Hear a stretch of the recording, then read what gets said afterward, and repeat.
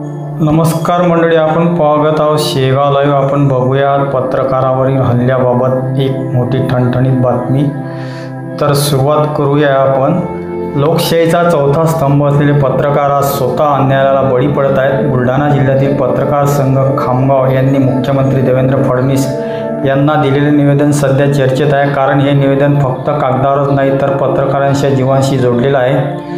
परवा नाशिक त्र्यंबकेश्वर येथे टोल नाक्यावर 3 ते 4 पत्रकारांना अमानुष मारहाण करण्यात आली। हा संपूर्ण प्रकार महाराष्ट्रातील पत्रकारांसाठी धक्कादायक आहे। पत्रकारावरील हल्ला म्हणजे थेट लोकशाहीवर हल्ला, आणि हेच सांगण्यासाठी आज पत्रकार संघ रस्त्यावर उतरले आहेत। या प्रकरणात आरोपीला गुन्हा दाखल झाला असला तरी टोल वसुली करणाऱ्या AS मल्टी सर्व्हिसेस या कंपनीवर कारवाई करण्याची मागणी ठामपणे केली जात आहे। पत्रकार संघाचे म्हणणे आहे, कंपनीला तात्काळ ब्लॅकलिस्ट करा, राज्यभर कुठलाही ठेका देऊ नका।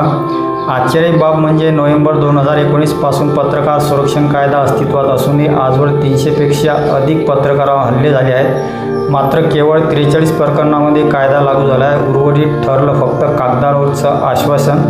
पत्रकार संरक्षण कायद्याची अंमलबजावणी सरकार गंभीरतेने करत नाही अशी पत्रकारांची नाराजी आहे। त्यामुळे गृह मंत्रालयाने समिती गठीत करावी, जिल्हा स्तरावर पत्रकार हल्ला विरोधी कृती समिती नेमावी, जिल्हाधिकारी यांच्या अध्यक्षतेखाली चौकशी व्हावी आणि समाजातील वकील संघ, सामाजिक कार्यकर्ते यांचा सहभाग असावा।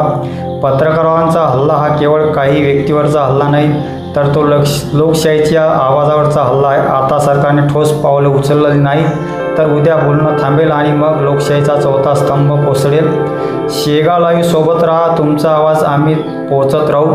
धन्यवाद।